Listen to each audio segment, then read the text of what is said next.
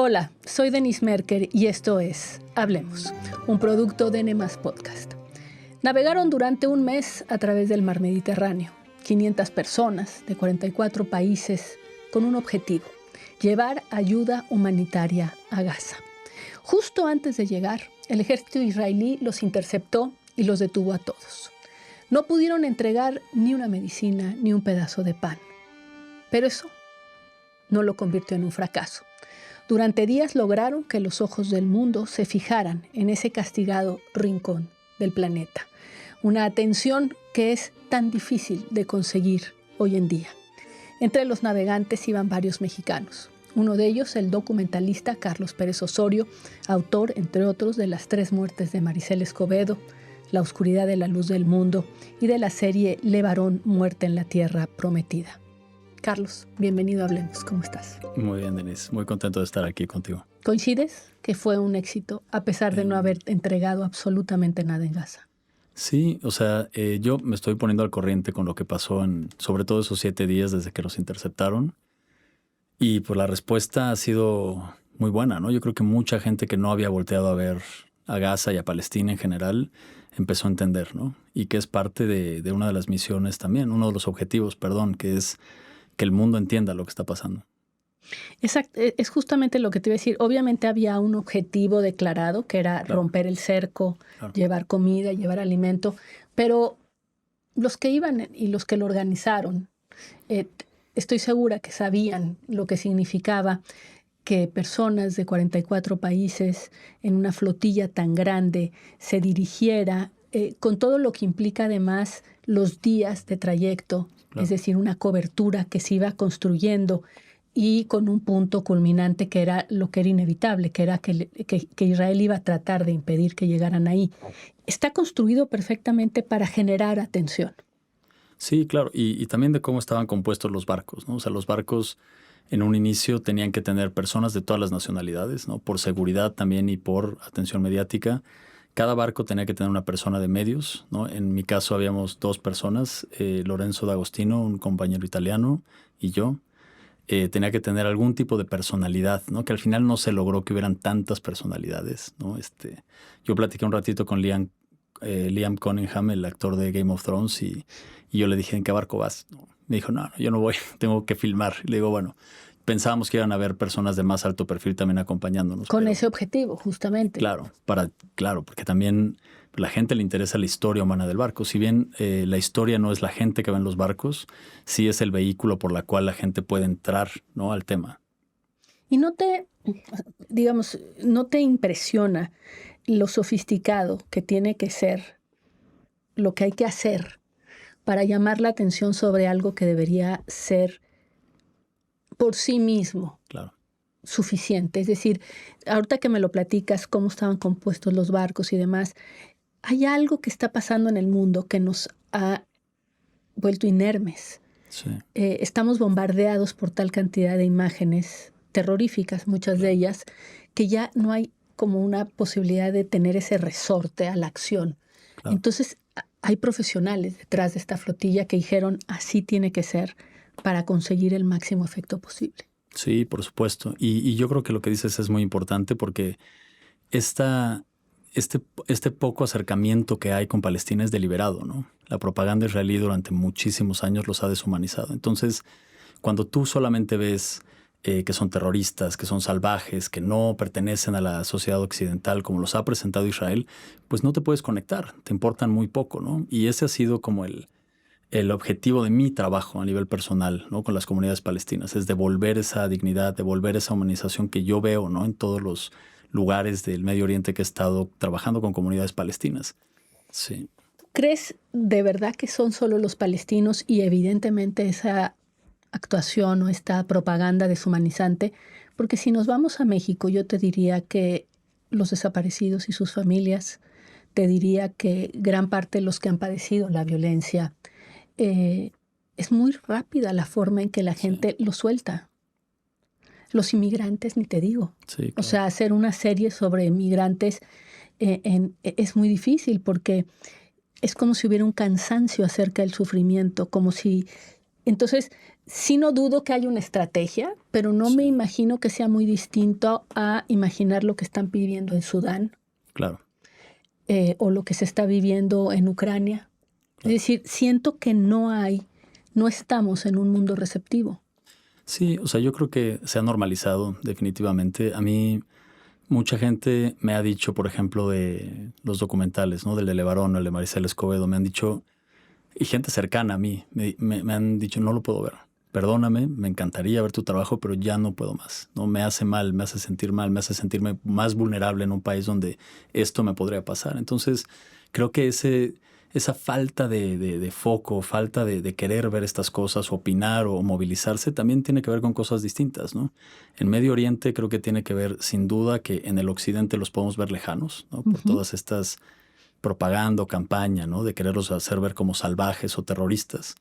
Y también de este lado de México creo que también a veces duele mucho sentirte tan vulnerable, ¿no? En estas condiciones, porque lo que le pasó a Maricela le puede pasar a cuántas madres han pasado por eso que no han tenido un documental, ¿no? Que les han hecho, por ejemplo.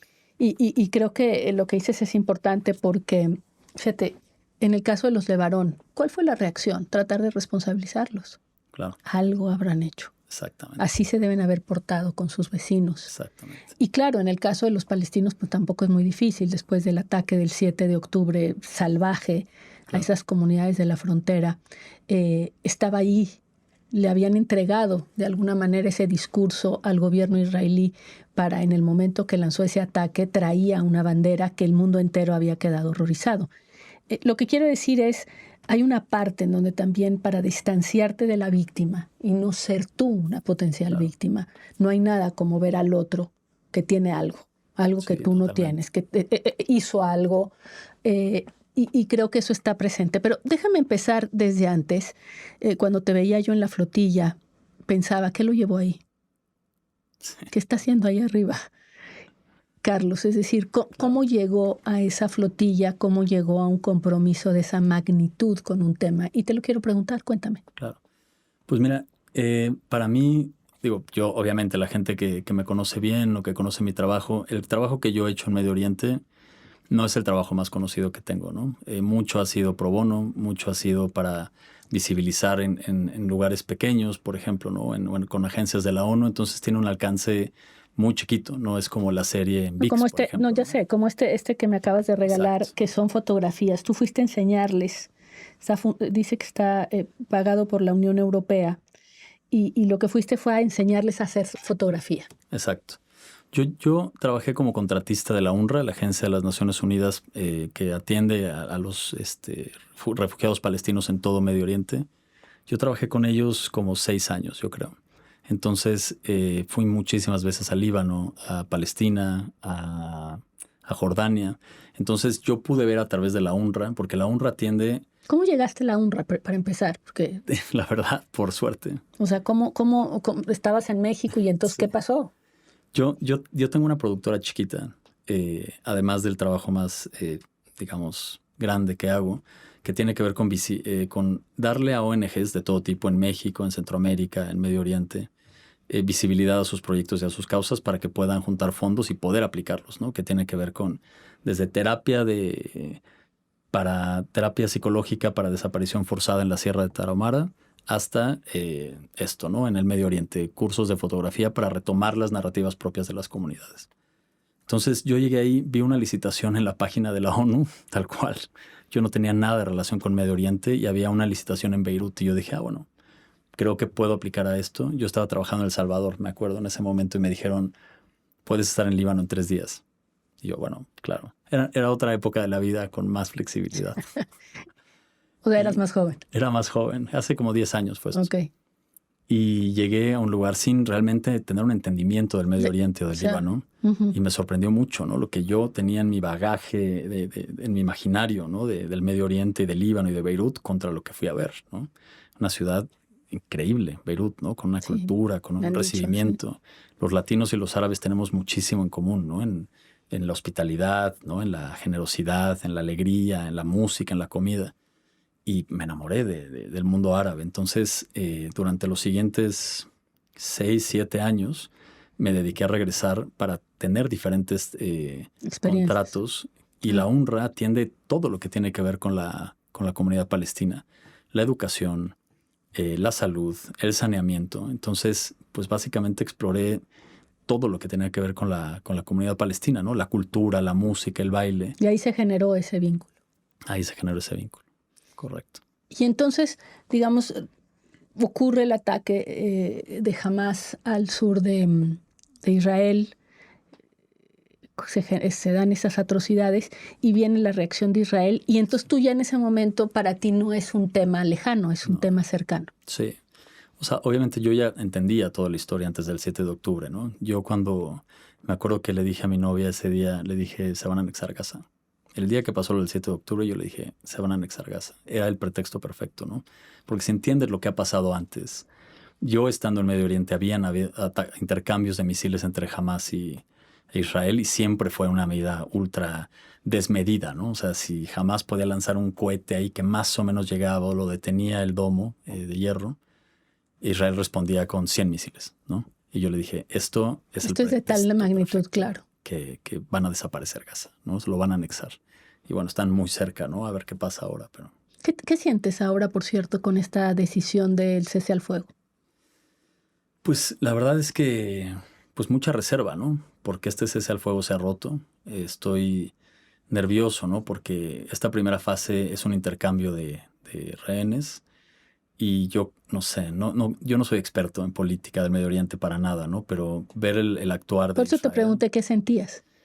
pues me siento nervioso, ¿no? Porque creo que, digo, viendo también a la gente como Ben Gvir o Smotrich, ¿no? Que mismo Ben Gvir nos fue a gritar. Yo estaba muy cerquita de Ben Gvir cuando nos fue a gritar terroristas en la cárcel de Kissimmee. Ahorita quiero llegar a eso, a esa experiencia Sí. de cómo los trataron, pero... Sí. O sea, te da nervios, tienes digamos, emociones encontradas. Por una parte Claro. es bueno, pero por otra parte... Sí, o sea, yo creo que siempre un cese al fuego va a ser bienvenido, ¿no? Que dejen de matar gente, que deje de sufrir. O sea, las imágenes que hemos visto son Sí. No, o sea, no sabes ya ni cómo procesarlas, ¿no? Pero al mismo tiempo es cuando no tengan los rehenes, pueden hacer lo que sea, ¿no? Pues ya han hecho lo que sea. Y son... Según tú, ¿qué los ha detenido? Nada. Entonces... Y yo no creo que vayan a parar hasta que no realmente se anexen Gaza, ¿no? Y acaben con la limpieza étnica. Entonces, pues esperar y a ver qué pasa.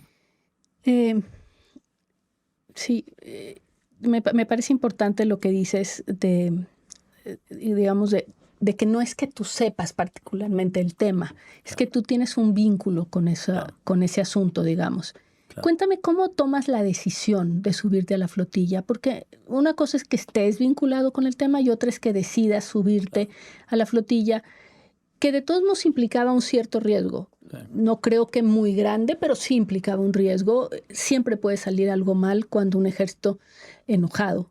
Claro. Y enojado porque finalmente ustedes estaban consiguiendo lo que se proponían, que era llamar la atención, sostener la atención del mundo, gracias a ustedes. Y en ese intento, que había algo quijotesco, y eso justamente llama mucho la atención. Sí. ¿Cómo tomas la decisión de subirte al barco? Pues mira, ¿y cómo es la vida? Yo venía justo regresando de Siria y estaba haciendo un proyecto fotográfico en Yarmouk, que es el campamento de palestinos más grande de Siria, ¿no? Y uno que fue muy famoso por cómo se desplazó ese campamento, ¿no? Que había hordas de personas saliendo de ahí. Y que tengo amigos que son de ahí. De hecho, una de mis alumnas que ahora estudia aquí en México es de Yarmouk. Entonces me hablaron del Global Movement to Gaza México y me dijeron cómo podíamos colaborar y que estaba esta lista de voluntarios que se podían inscribir ahí, que si me interesaba. Yo les dije, por supuesto que sí. Y para mí era, no sé, como, ¿sabes? Como que yo creo que vivir una vida en donde se es congruente de cómo vives a lo que haces, no solamente lo que dices, sino lo que haces, para mí es muy importante. Entonces, porque tengo el recuerdo de una mujer que una vez me dijo que le parecía que era un imperativo moral hacer ciertas cosas. Exacto. Para ti en realidad fue como, a ver, no puedo estar yo Totalmente. Conociendo a los palestinos, yendo a enseñarles a sacar fotografías, haber generado este vínculo y me hablan y me dicen que existe esa flotilla y voy a decir, no, yo los veo desde acá. Claro. Es como que en algún momento ya no hay una elección posible. Totalmente. ¿Así lo sentiste un poco? Sí, totalmente. O sea, no puedo poner la bandera de Palestina en mi Instagram 2 años y postear y no hacer todo lo posible por estar en ese barco. Platícame un poco, ya que estás en el barco, cómo se decide todo eso, cómo están conformadas las tripulaciones, cómo viviste ese mes, es decir, cómo se vivió tu relación con los demás, Sí. Las tensiones que sí hubo, porque hubo Claro. sobrevuelo de drones. Cuéntame. Nosotros vamos ahora a designarlos a sus botes, ¿está bien? Pues nosotros no supimos en qué barco íbamos y con quién hasta el día que nos subimos en los barcos. Hubo un par de días de entrenamiento en Barcelona, de los posibles escenarios, con los abogados, con tratamiento psicológico para poder manejar tensiones entre los Estaban dentro del barco. tripulantes, por supuesto, ¿no? Porque son espacios muy pequeños. Yo no sabía que eran barcos tan pequeños, ¿no? Como que fue todo pasando así. Ahora, también recordar que es una organización de puros civiles, ¿no? Aunque se escuchen los nombres de Greta, de Tiago, de Yasemin, o sea, son civiles que son activistas y no tienen ni los recursos, ni... ¿Los barcos cómo los consiguieron? Los barcos se consiguieron a través de donaciones, ¿no? Hubo un número ahí reportado de 4 millones de euros a través de GoFundMe, ¿no? 85,000 personas donaron. Gobiernos también como el de Malasia donaron barcos. Y si eran barcos que necesitaban reparaciones, por eso también paramos mucho, ¿no? Porque se iban como descomponiendo los barcos. Entonces, pues todo mundo como Cuando dices que pudo. es chiquito, dime, ¿dónde dormían? Ajá. ¿Ustedes eran cuántos arriba? 8. 8. ¿Y cómo dormían? Pues no había lugares suficientes, pero teníamos guardias todo el tiempo. Entonces nos íbamos rotando. O sea, no hay espacio personal en el barco. No es como que este es tu espacio y No, tú... no. O sea, nada, ¿no? Entonces nos íbamos rotando y había que hacer la limpieza, había que cocinar, había que lidiar con la enfermedad de varios del barco, sobre todo de mareos que te inhabilita. El mareo es Sí, terrorífico. duro, ¿no? ¿A ti te dio? La primera noche, sí, vomité muchísimo y porque nos tocó una tormenta y sí dije, o sea, esto va a estar duro, ¿no? O sea, sí. Pero no, o sea, nos sobrepusimos. Yo la verdad es que estuve muy bien. Mi compañera de Colombia, Manuela, ¿Te dio la pasó miedo? muy mal. ¿Tuviste miedo? No, nunca. Pero no estoy diciendo nada más de que Israel fuera a hacer algo. Miedo a la tormenta, a que el barco le pasara algo. Eso sí. O sea, mi miedo principal era que el barco se descompusiera y que no llegáramos, ¿no? Y que estuviéramos con la misión y de repente, ¿por qué no llegaste? No, pues porque el motor no dio del barco, ¿no? Entonces, o sea, o que el baño se tapara, o que pasaran ciertas cosas que desestabilizaran la armonía del barco, ¿no? Porque también hubo conflictos dentro de mi barco que entre tripulantes que amenazaban tal vez la estabilidad del barco y que se volviera un riesgo en vez de Se debe haber pasado en todos los en barcos. todos los barcos. Porque además pues no los conocías. No es que hubiera Sí, por supuesto. no había construido ahí ningún tipo de confianza en nada. ¿Y de qué tipo fueron esos conflictos? Pues por el espacio personal, por ejemplo, de diferencias de opiniones, ¿no? De una persona que empezó a enfermar de gripa, es una tontería, y otro le decía, te tienes que tomar la medicina, si no nos vas a enfermar a todos. Y él no tomaba medicamentos por sus creencias más naturalistas. En chiquito, en la pandemia. Exacto. Entonces el otro le decía, si no te las tomas, te las voy a hacer que te las tomes para cuidar. Okay. Entonces empezaban a haber ese tipo de conflictos. Y para mediarlos, yo afortunadamente pude estar tuve mis malos días, por supuesto, en el barco. Afortunadamente fueron pocos, pero me tocó mucho mediar. Y tenemos psicólogos pendientes ahí por teléfono, por Zoom. Entonces logramos acomodar con psicólogo a estas personas y al final el barco terminó pues como una hermandad muy fuerte, ¿no? O sea, pero fíjate que me hace recordar a todos estos textos que existen famosos de cómo unas personas abandonadas en una isla, a qué velocidad la convivencia entre los seres humanos se vuelve dificilísima. sí. Por esto que acabas de decir, que no es nada menor. No, para nada. Y es una de mis recomendaciones para lo siguiente, ¿no? Porque fue muy simbólico y precioso salir de Barcelona, ¿no? O sea, esa salida yo jamás me la esperaba, ¿no? De miles y miles de personas gritando, ¿no? O sea, pensando que es un movimiento colectivo, ¿no? Donde caben cierto número de personas en el barco, pero va muchísima gente ahí, ¿no? Que no se dice como una cosa romántica, de verdad vamos con mucha gente, ¿no? Gracias a las redes sociales, gracias a los mensajes. Pero sí salir y tener 32 días de navegación y de estar en el barco y de enfrentar problemas y retrasos genera fricciones adentro de los barcos. Entonces tal vez salir de Libia y tener menos navegación podría ser mejor. Pero tú lo que quieres es ahorrarte a lo mejor lo que también era importante para todos ustedes. Porque Sí. déjame ponértelo así. Hay un gesto de optimismo muy profundo en todos ustedes, en ti, por supuesto.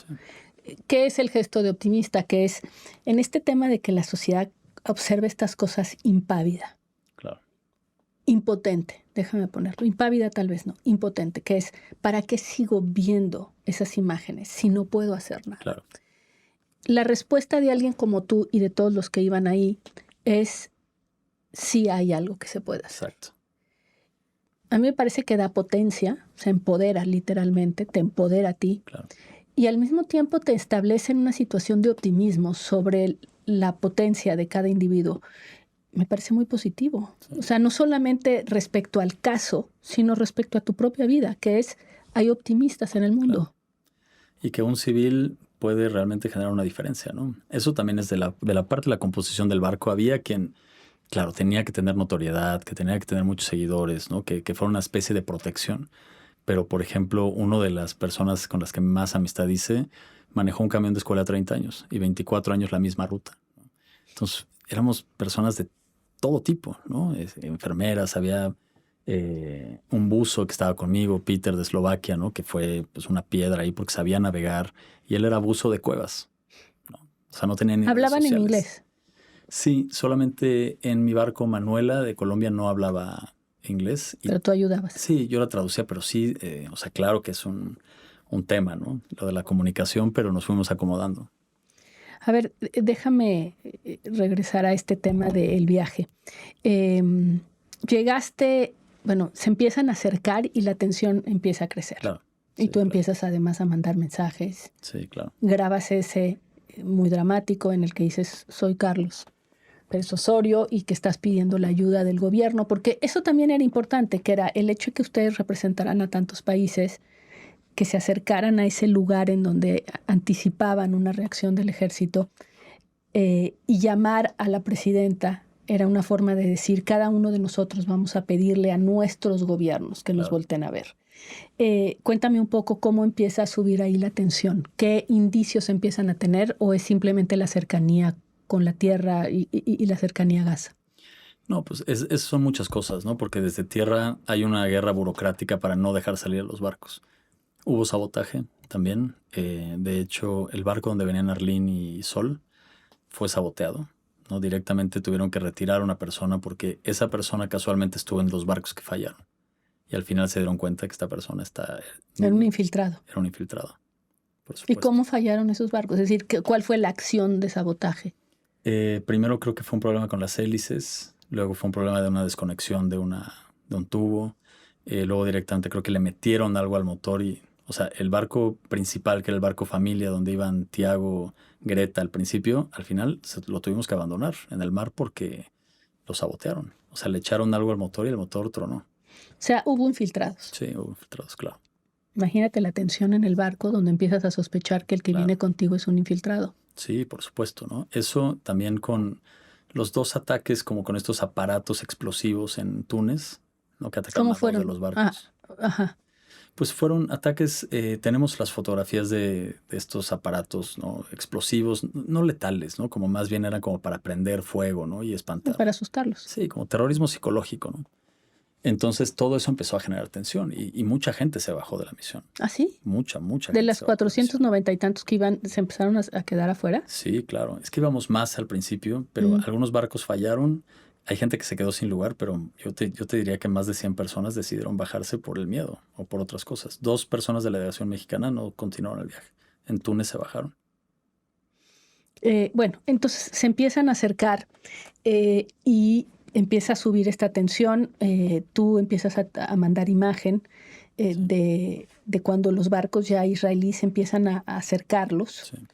Cuéntame un poco cómo ese es el momento de máxima tensión también para ustedes como grupo adentro, ¿no? Claro. Es que es el momento más peligroso. Algo puede salir mal. Sí. Un soldado israelí puede sentirse amenazado, puede haber una bala. O sea, ese es el momento más inquietante. Cuéntame cómo se vivió. Sí, o sea, todo eso tiene también, o sea, había muchos también cables de información, sobre todo con la delegación italiana, ¿no? La delegación italiana manda esta fragata que resultó más un intento de sabotear la misión que un intento de ayudarla. Mi colega periodista italiano tenía mucha información y estaban pasando la información a los italianos de que iban a matar a alguien, a un musulmán, ¿no? Que no siguiéramos porque iban a matar a un musulmán. Entonces, diario hacíamos juntas de organizadores y de capitanes.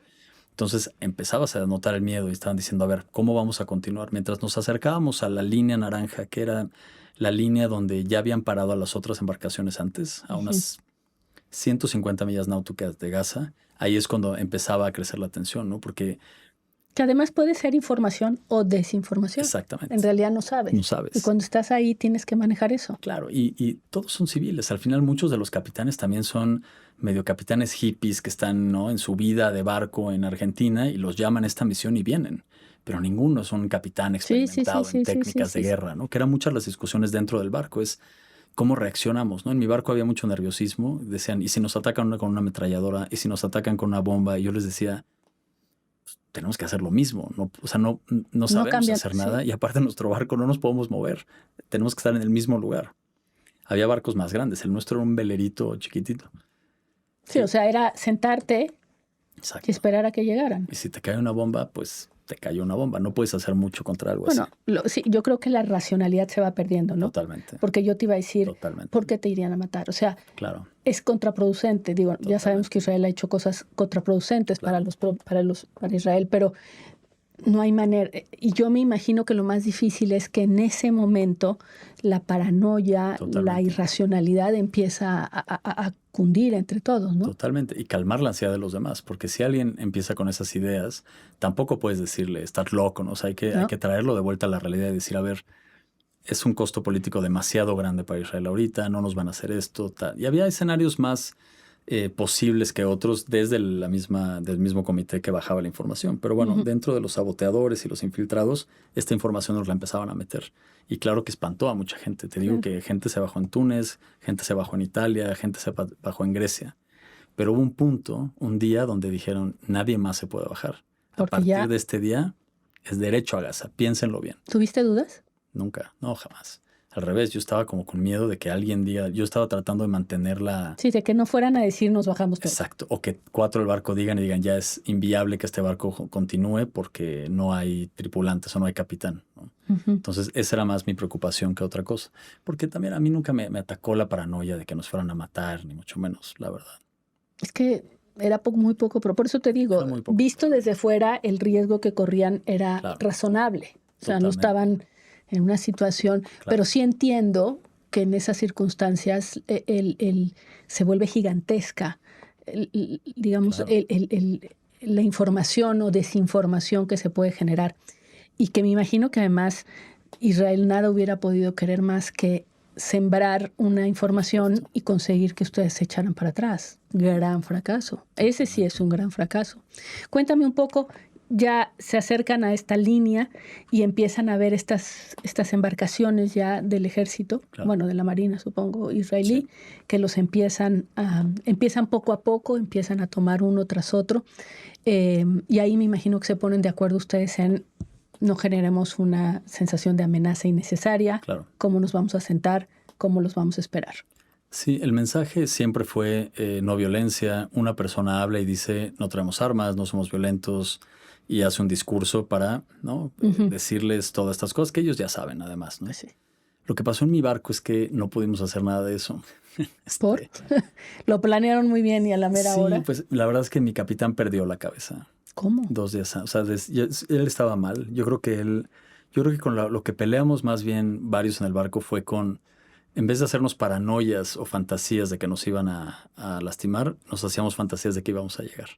Okay. Y yo creo que para él fue muy duro empezar a entender que no iba a llegar, ¿no? Y es un señor que yo respeto mucho, ¿no? Pero es un capitán irlandés que también maneja un camión de escuela en su lugar, y el último día fue muy duro para él. O sea, no pudo aceptar que no iban a llegar, de que nos iban a interceptar. Entonces, ¿trató de evitarlo? Sí, ese fue el problema. Entonces, si tú lo ves en el video que nos tomaron, él está fuera de sí, ¿no? Se ve en su rostro. Que nadie te prepara para una situación así. No. Entonces, el protocolo es que cuando te van a interceptar, hay una inminente intención de interceptar, tienes que aplicar el protocolo. ¿Qué significa esto? Imagínate, tienes que ser impecable, tienes que tirar todos los cuchillos de la cocina que se usan para cocinar, que casi ni filo tienen, y tenemos que echar los teléfonos a la borda, ¿no?, para que no tengan la información de toda nuestra gente, ¿no?, nuestras familias, etcétera. Nunca dejó aplicar el protocolo. Entonces, él no dejaba subir a las otras compañeras a la cubierta. y no nos están interceptando, y aceleró. Entonces empezaron las discusiones de no puedes acelerar, no te les puedes escapar porque no sabes qué van a hacer, porque en una de esas sí empiezan a disparar para detenernos, ¿no? O sea, no sabes. Y nunca lo aceptó hasta que yo vi que los soldados ya los láseres estaban encima de nosotros. Sí, sí. Y le dije, Colm, nos están interceptando, te tienes que parar ya.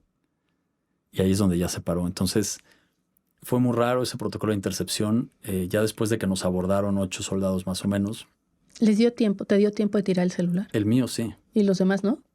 Y eso fue lo que pasó. Claro, es que te imaginas lo que significa en una circunstancia así, que es estas cosas que son de seguridad, ¿no? Para cada uno, y no se puede aplicar porque cada persona reacciona de una manera distinta. Pero lo que pasó que fue muy interesante fue que ya cuando nos revisaron todo y nos sentaron ya en nuestros lugares, yo tenía a Manuela y a Luna junto a mí, las colombianas. Y Manuela me dice, Carlos, no tiraron los celulares. Y yo, ¿cómo no tiraron los celulares? No los tiraron, pero los tengo aquí. Entonces, poco a poco los fuimos subiendo por la espalda. Se los pasábamos a Lorenzo para que los tirara, que estaba más cerca de la borda. Y Manuela y Luna hicieron un performance de que estaban enfermas y querían vomitar. Y ellas así tiraron los teléfonos, los alcanzamos a tirar. No, estas dos compañeras jóvenes son duras. Y los soldados, también ya cuando en la noche parecen mucho más amenazantes, están todos armados, pero en el día nos dimos cuenta que eran unos chavitos. Niños, pues obviamente. Claro, sí.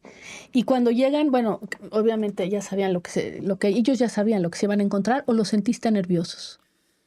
¿A los soldados? No, ya sabían. No. O sea, fueron directamente a romper la cámara, a romper la antena de Starlink. Sabían que no veníamos armados, sabían que éramos una bola de inofensivos, ¿no? De optimistas. Sí, de optimistas, ¿no? Tal cual. Y no, relajados. La verdad es que esos nos dejaron o sea, navegamos desde que nos interceptaron, fueron como 15 horas de navegación al puerto.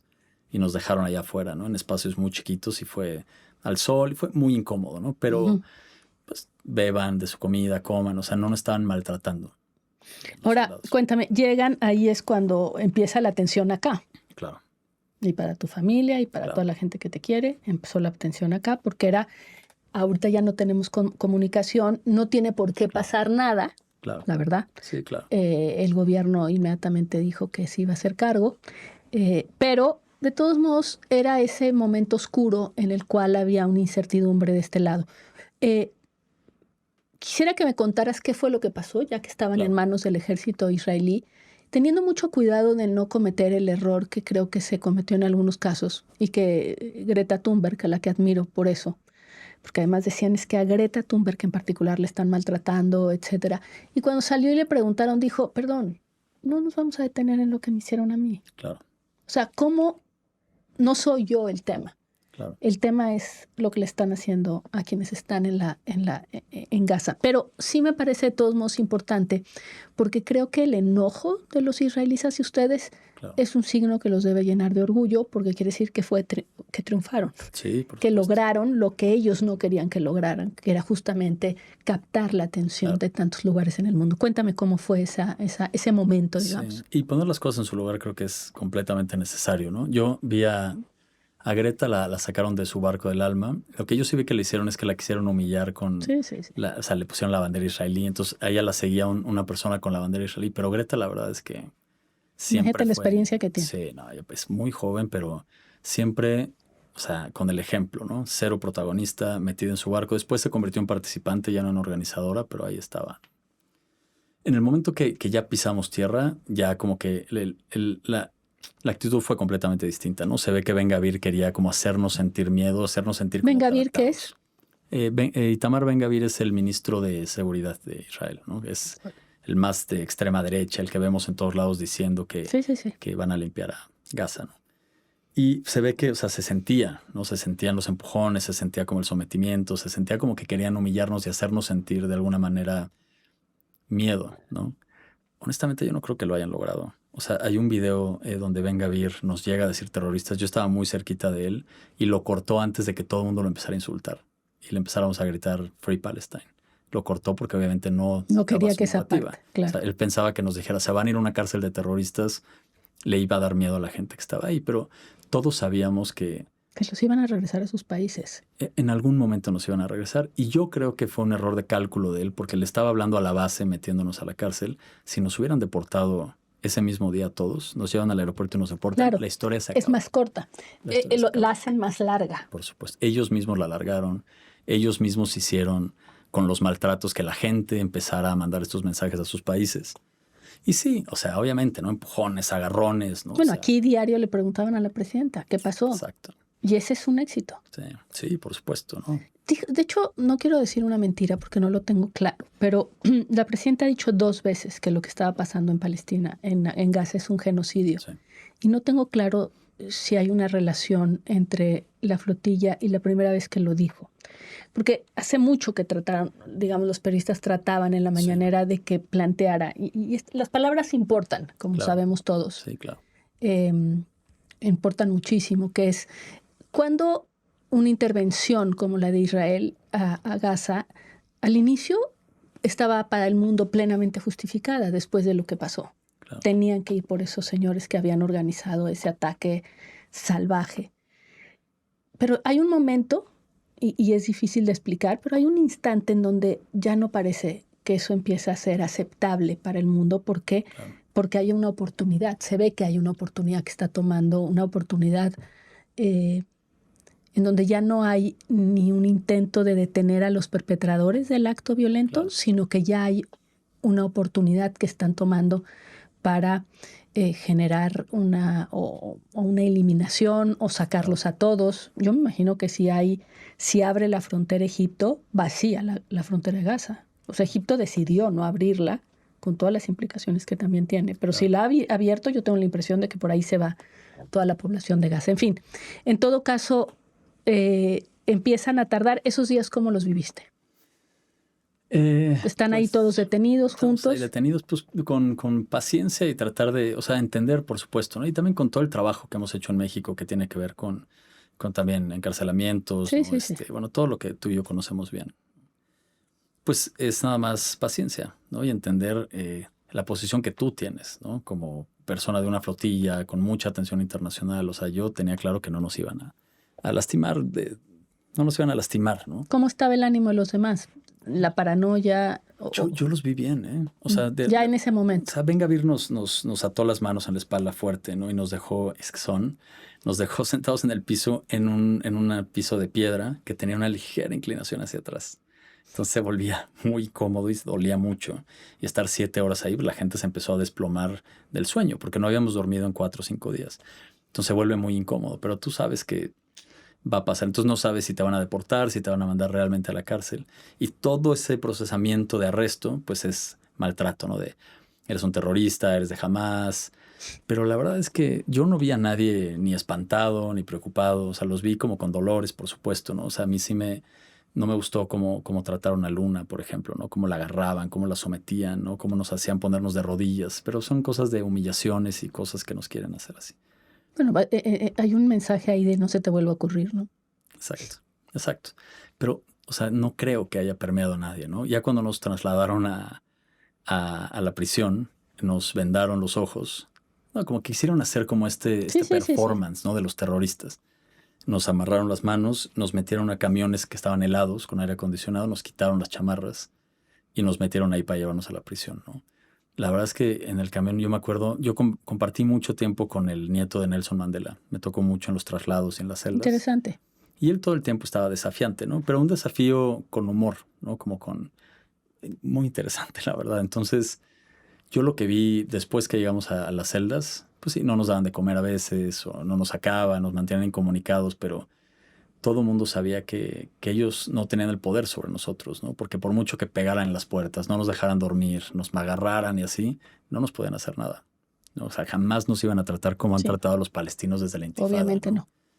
Y yo creo que esto se notó mucho, ¿no? Y yo creo que para los últimos 2 días los guardias ya se habían cansado. Ya se habían cansado.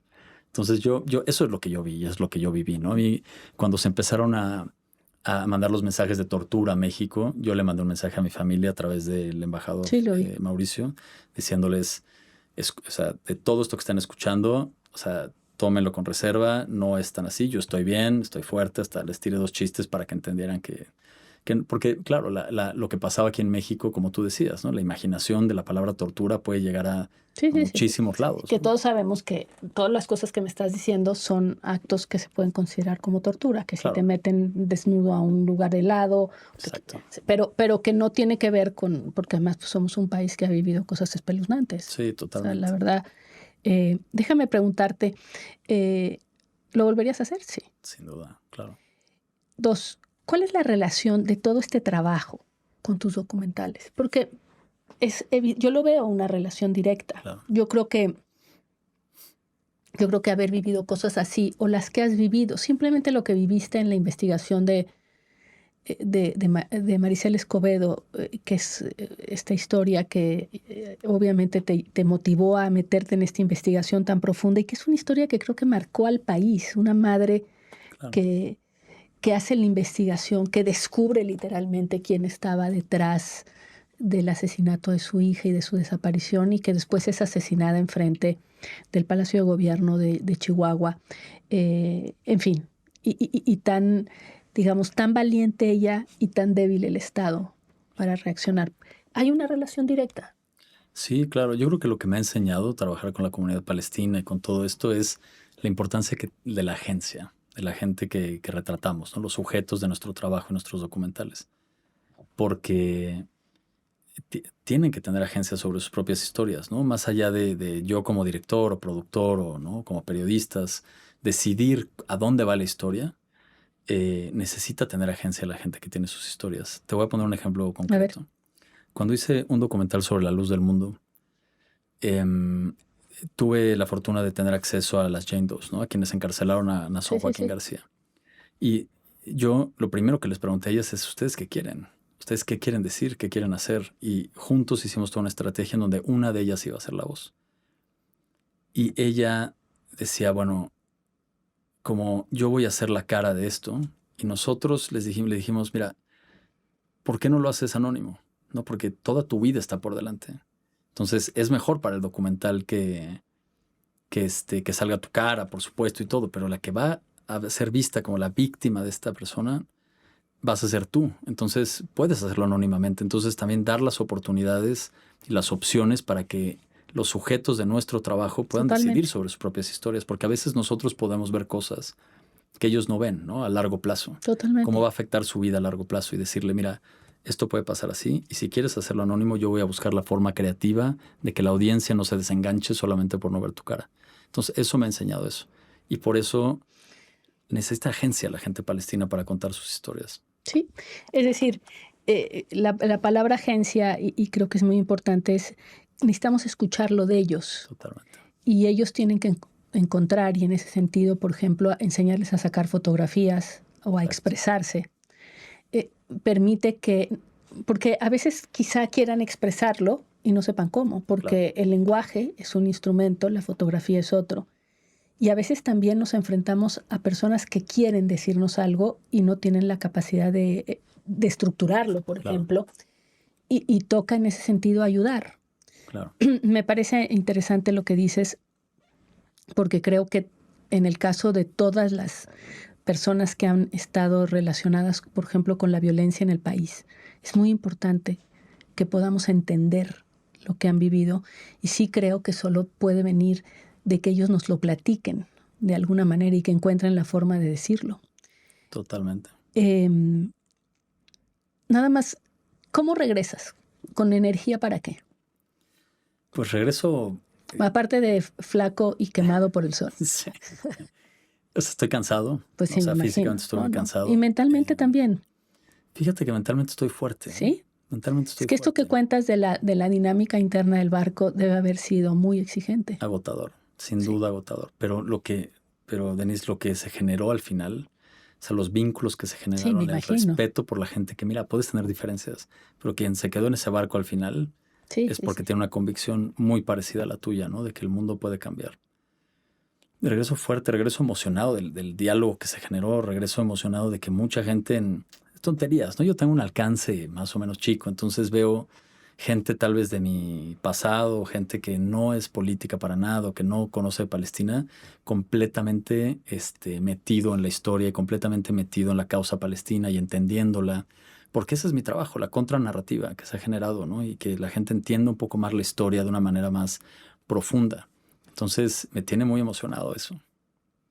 ¿Te imaginas siguiendo en el tema de activista, digamos, o, digamos, vas a seguir con tu vida de documentalista? Sí, yo no Eso soy es activista. importante. Claro, es que es... Yo me subí a un barco por una convicción personal, pero yo lo que se hace es esto, ¿no? Tomar fotos y hacer documentales, y eso es lo que yo puedo aportar, ¿no? El activismo lo vi de cerca. Yo no me considero un activista o que hice algo así, pero no, yo a mis documentales. Sí. Muy bien, te agradezco muchísimo y vamos a estar siguiéndote como siempre lo hemos hecho. Creo que es una gran experiencia, en la cual además no solamente es una experiencia por haber sido fiel a una convicción, por haberte subido al barco, por haberte conocido en circunstancias tan estresantes como las que nos estás narrando. Yo creo que regresas inevitablemente más fuerte y me da muchísimo gusto. Sin duda, un poquito de tacos necesito para recuperar. No sé por qué, pero siento que no te va a costar trabajo subir lo que perdiste. Te agradezco muchísimo, Carlos. Bienvenido. Muchas gracias, Denise. Gracias. Gracias por acompañarnos y recuerden, suscríbanse, comenten y compartan. Nos vemos en el próximo episodio de Hablemos, un producto de N+ Podcast. Gracias.